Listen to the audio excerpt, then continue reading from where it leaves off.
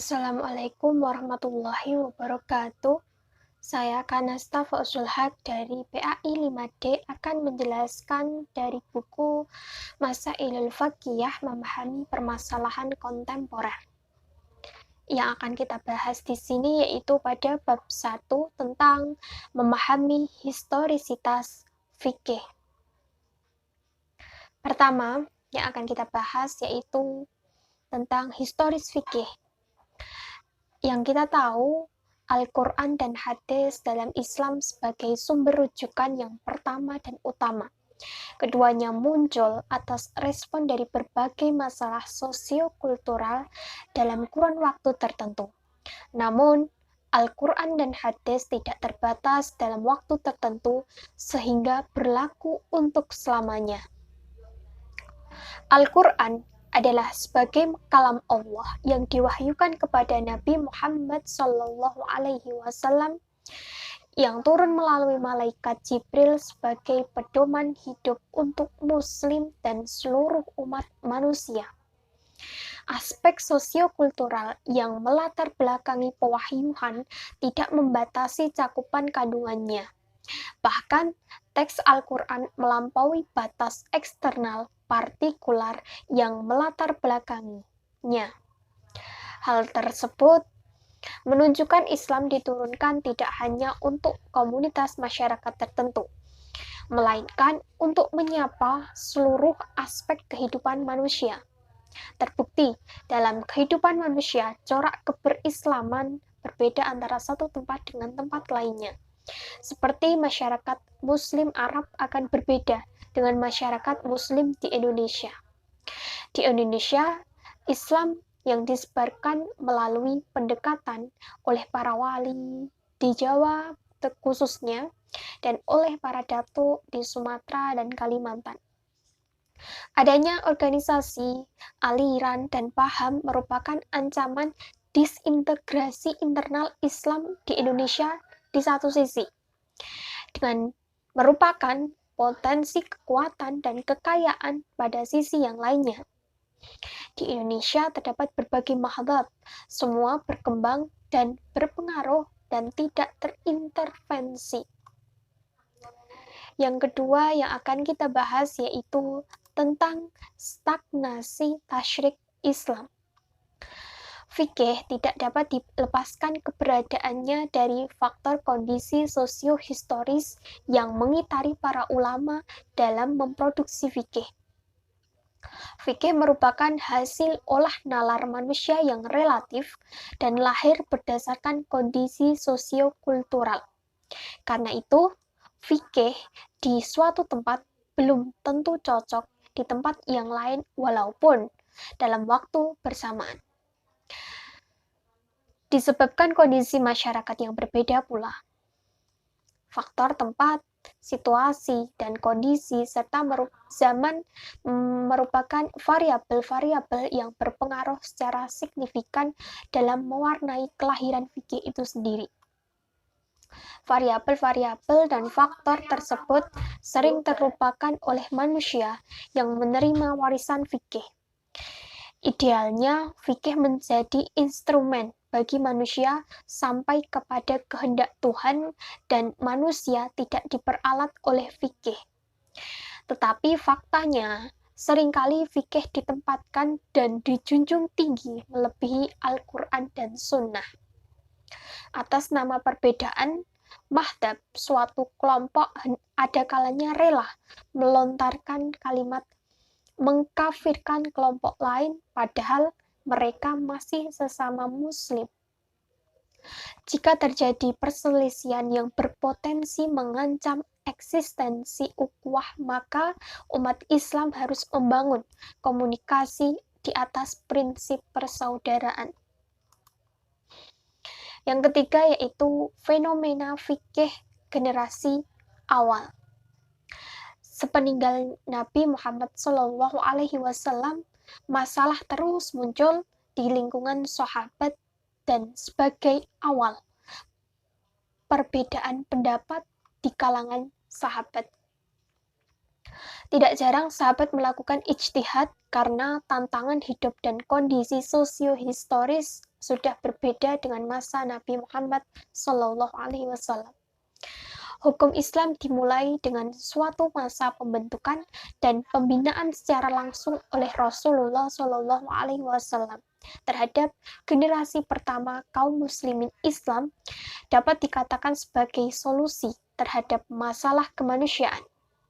Hukum Islam merupakan refleksi logi dari pergumulan berbagai situasi aktual yang kemudian melahirkan karya-karya fikih. Maka karakter fikih yang lahir lebih berorientasi memenuhi kebutuhan masyarakat pada zamannya. Pada zaman tasyrik, dalam mengakhiri perbedaan pendapat merujuk pada Rasulullah SAW, sedangkan zaman sahabat merujuk pada Al-Quran, hadis, dan ijtihad. Para sahabat merespon situasi yang ada dengan mengembangkan pemahaman fikih yang merujuk kepada nas-nas agama dengan menggunakan ra'yu melalui prosedur ijtihad. Namun, permasalahan terus muncul hingga zaman tabi'in, maka menuntut para tabi'in untuk mengerahkan potensi dalam menjawab persoalan berdasarkan Al-Quran dan Sunnah. Selanjutnya, yang keempat yang akan kita bahas yaitu fenomena fikih di masa pembentukan madhab. Sebagian ulama, khususnya para ahli sejarah, pembentukan hukum Islam memandang bahwa madhab-madhab yang dibangun oleh para imam madhab lahir dalam gitaran pengaruh politik penguasa. Kepentingan politik diduga turut berpengaruh dalam memberi corak dan karakter fikih-fikih yang lahir dari mereka. Fakta sejarah seperti ini penting menjadi variabel pertimbangan dan bahkan berpengaruh dalam melahirkan fikih-fikih yang selanjutnya menjadi madhab fikih menjadikan umat terkotak-kotak. Selain berkontribusi, ulama-ulama madhab ini yang demikian besar juga sekaligus menjadi salah satu faktor yang secara signifikan mewariskan ikhtilaf yang berkepanjangan. Seperti yang kita kenal sekarang ini, ulama-ulama madhab ada 4. Yang pertama yaitu Abu Hanifah, yang memiliki nama lengkap Nu'man ibnu Sabit ibnu Zawdi, yang lahir di kota Kufah pada tahun 80 Hijriah. Beliau belajar dari ulama tabi'in Hamad ibnu Abi Sulaiman dan belajar fikih dari Atha ibnu Rabah dan Hanif Maulana ibnu Umar. Selanjutnya yang kedua Imam Malik, yang memiliki nama lengkap Malik ibnu Anas ibnu Malik ibnu Abi Amir, yang lahir di Madinah pada tahun 93 Hijriah. Pertama kalinya belajar dari Abdurrahman bin Hurmuz. Beliau adalah salah satu hafidz hadis yang terpercaya. Selanjutnya yaitu Al-Imam Al-Syafi'i, yang memiliki nama lengkap yaitu Abdullah ibnu Muhammad ibnu Idris ibnu Abbas ibnu Utsman ibnu Syafi'i Al-Syafi'i Al-Muttalibi, yang dilahirkan di kota Gaza pada tahun 150 Hijriah. Kemudian usul fikih yang sampai kepada kaum muslimin yang sahih dan hingga hari ini masih monumental adalah ditulis oleh Imam Syafi'i. Kemudian yang terakhir yaitu Ahmad ibnu Hanbal, yang memiliki nama lengkap yaitu Ahmad ibnu Hanbal ibnu Hilal al-Zahili dan al-Syaibani al-Maruzi al-Baghdadi, yang dilahirkan pada tahun 164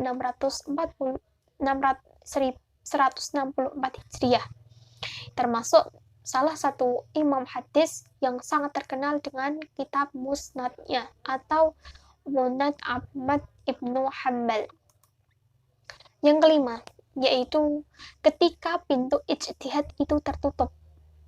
Tertutupnya pintu ijtihad tidak menutup seluruh pintu ijtihad itu sendiri, melainkan satu pintu ijtihad ditutup adalah pintu mutlak atau penalaran independen, dan yang tetap terbuka adalah pintu ijtihad fi al-mahdab atau ijtihad dalam koridor madhab.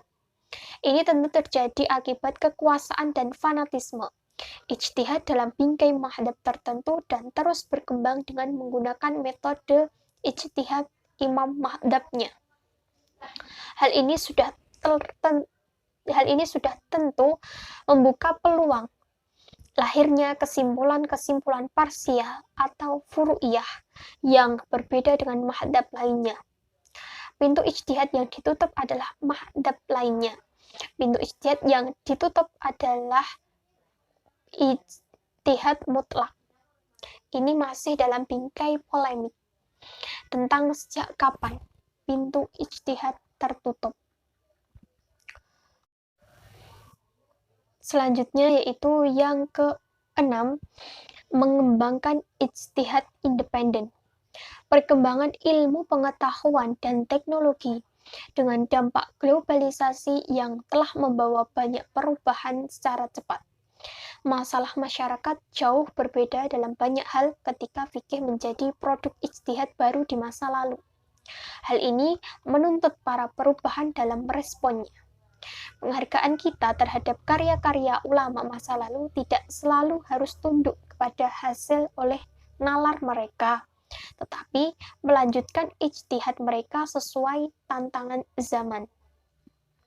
Kajian Islam umumnya dan fikih secara khusus harus mampu merespon persoalan masyarakat hari ini dan harus memprediksi ke depan dengan membaca tanda-tanda zaman. Fikih harus relevan dengan perkembangan zaman. Belakangan ini memang terdapat kegelisahan intelektual Muslim melihat fenomena umat Islam yang demikian ketat dalam mengamalkan madhabnya dan menyerang penganut madhab lainnya. Padahal Islam adalah agama rahmatan lil alamin.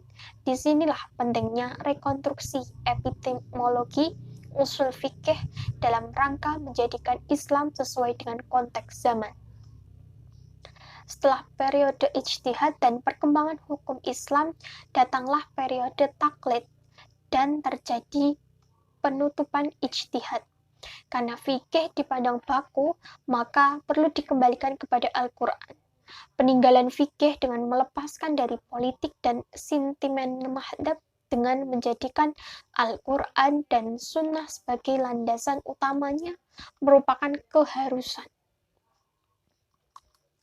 Selanjutnya, yang ke-7, tentang Islam Indonesia, Islam yang majemuk.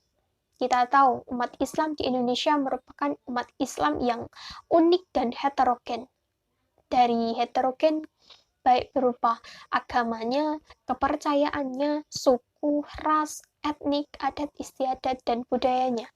Sehingga perlu dibutuhkan penanganan khusus. Potensi konflik atas nama agama juga merupakan masalah yang serius yang harus dipertimbangkan, harus ditangani dalam pengambilan kebijakan. Akibat madhab penguasa di masa lalu telah mewariskan fanatisme yang begitu kuat, sehingga terkadang pandangan ulama pendiri madhab di masa lalu seolah dianggap telah memadai. Akibatnya, semangat untuk mengkaji Al-Quran dan hadis melemah. Padahal, pandangan ulama madhab terdahulu merupakan ijtihad atau produk pemikiran berdasarkan konteks sosio-kultural yang mengitari kehidupan umat Islam pada saat itu. Kemajuan peradaban manusia idealnya berbanding lurus dengan kemerdekaan setiap umat untuk mengembangkan dirinya dan merespon dan melakukan pembaharuan sesuai dengan tantangan zaman dengan menerapkan perangkat ilmu yang tercakup. Yang ke-7, yaitu tentang kearifan menyikapi perbedaan. Seperti yang sudah kita bahas tadi, Indonesia sangat unik dan heterogen dan perlu adanya menyikapi perbedaan tersebut. Sejarah mencatat bahwa munculnya konflik masyarakat dipicu oleh keberagaman yang meningkat hingga menjadi perbedaan bahkan pertentangan terbuka. Keberagaman merupakan kekayaan sepanjang keberagaman dan perbedaan dipahami dan disikapi secara arif dan positif sebagai bagian dari sunatullah. Maka, ia akan membawa kehidupan ini lebih indah dan menarik untuk dijalani dan dinikmati, seperti dalam hadis yang populer yang artinya seperti ini, perbedaan pendapat dari umatku adalah rahmat. Fikih seharusnya mampu memberikan jawaban tuntas berbagai fakta empirik, sebab berpotensi adanya yang masih relevan tetapi beberapa di antaranya sudah kehilangan konteks. Masyarakat Islam Indonesia juga merupakan masyarakat yang multi-madhab, baik secara teologis maupun dalam fikih yang relevan dengan karakter masyarakat Indonesia yang majmuk, khususnya kemajmuan internal umat Islam itu sendiri, dengan prinsip bersatu pada hal-hal yang disepakati dan toleran terhadap hal-hal yang tidak disepakati, khususnya menyangkut ajaran-ajaran Islam yang bersifat furu'iyah. Yang terakhir yaitu urgensi perumusan fikih Islam di Indonesia. Ulama dan cendekiawan Muslim, khususnya perguruan tinggi dan sarjana Muslim, harus berupaya mengungkap berbagai bentuk warisan intelektual dari ulama dalam persoalan fikih terhadap generasi belakangan ini. Hal ini tidak semata-mata karena kuatnya doktrin fikih di masa lalu, melainkan juga karena kreasi intelektual yang kritis kurang terbangun belakangan ini, akibat berbagai keterlenaan. Dalam respon konteks kekinian dibutuhkan kesadaran sejarah dan kepekaan terhadap realitas kontemporer bagi umat Islam. Al-Quran sebagai wahyu Allah dari Tuhan, sementara fikih merupakan produk dari hasil kreasi intelektual para fuqaha, hendaknya dapat dibedakan. Tulisan ini bertujuan mengungkap berbagai bentuk keterlenaan umat Islam dalam memuji produk fikih masa lalu dan kecenderungan memosisikan fikih secara proporsional. Fikih sebagai produk pemikiran yang dipengaruhi oleh kondisi sosiohistoris masyarakat seharusnya tidak dipandang sebagai salah satu yang baku dan absolut. Era globalisasi adalah era yang menuntut Islam diterjemahkan menjadi rahmat bagi seluruh masalah global dan informasi dengan dampak yang ditimbulkannya. Sekian dari saya, kurang lebihnya mohon maaf. Wassalamualaikum warahmatullahi wabarakatuh. Tetap jaga kesehatan dan semangat.